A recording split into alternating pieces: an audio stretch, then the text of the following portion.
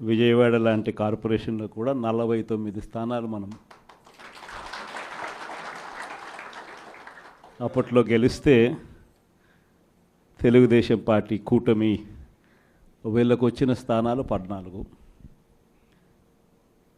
కమ్యూనిస్టులకు వచ్చింది 1.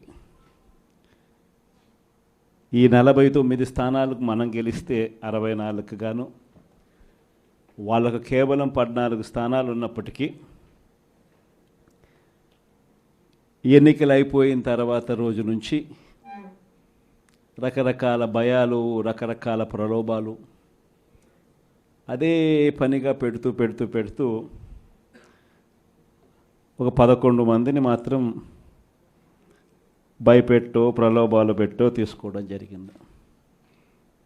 అయినప్పటికీ 38 మంది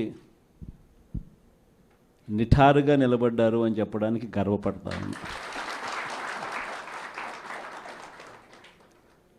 ఎందుకు ఈ మాట చెప్తా ఉన్నాను అనంటే